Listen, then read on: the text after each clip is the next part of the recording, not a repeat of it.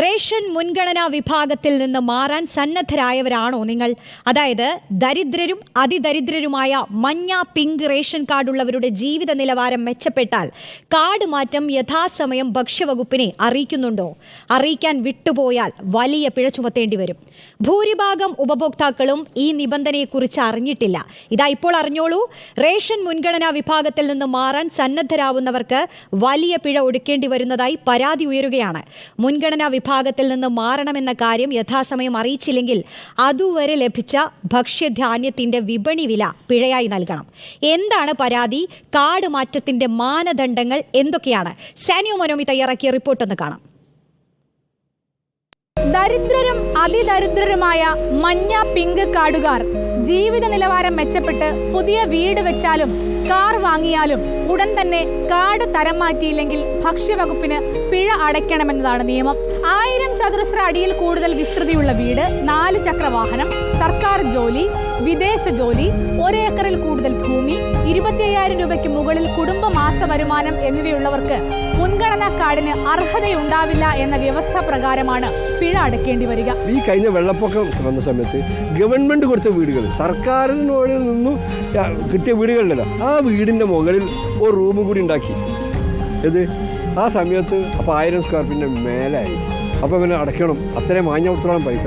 ഇങ്ങനത്തെ ഒരു സാഹചര്യം കേരളത്തിലുണ്ട്. അതൊന്ന് മാറ്റണം നമ്മൾ ആവശ്യപ്പെട്ടിട്ടുണ്ട് ഗവൺമെൻറ്റിനോട്. ഒരു കാറ് വാങ്ങിപ്പോയി, ഒരു അൾട്ടോ കാറ്, പഴയ കാറ്, ഒരു കുടുംബം.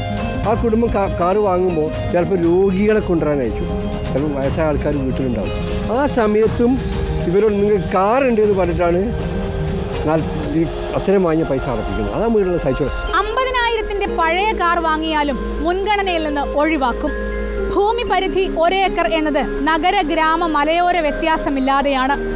കുടുംബ വരുമാനം റവന്യൂ വകുപ്പ് കണക്കാക്കുന്നത് വിവാഹിതരായ മക്കളെ വേറെ കുടുംബമായി പരിഗണിച്ചുകൊണ്ടാണെങ്കിൽ ഭക്ഷ്യവകുപ്പിന് ഒരു റേഷൻ കാർഡിന്റെ കീഴിലുള്ളവരെല്ലാം ഒരു കുടുംബമാണ്. ഞാനൊരു വീടുണ്ടാക്കി പോയി, അല്ലെങ്കിൽ ഞാനൊരു കാറ് വാങ്ങിപ്പോയി, അതുകൊണ്ട് തന്നെ BPL ഒന്ന് ഒഴിവാക്കണമെന്ന് സ്വമേധയാവെന്ന് പറയുന്നവരോട് ഫൈൻ അടപ്പിക്കുന്ന നടപടി ശരിയല്ല എന്നാണ് എനിക്ക് പറയാനുള്ളത്. ജീവിതാവസ്ഥയ്ക്ക് മാറ്റം വന്നതിന് ശേഷമുള്ള കാലയളവിൽ കൈപ്പറ്റിയ ഭക്ഷ്യവസ്തുക്കളുടെ വിപണി വില കണക്കാക്കിയാണ് പിഴത്തുക നിശ്ചയിക്കുക. വാഹനം രജിസ്റ്റർ ചെയ്ത തീയതി മുതലും പുതിയ വീടിന് നമ്പർ അനുവദിച്ച തീയതി മുതലും സർക്കാർ വിദേശ ജോലികളിൽ പ്രവേശിച്ച തീയതി മുതലും ഭൂമി വാങ്ങിയാൽ രജിസ്റ്റർ ചെയ്ത തീയതി മുതലുമാണ് പിഴ കണക്കാക്കുക.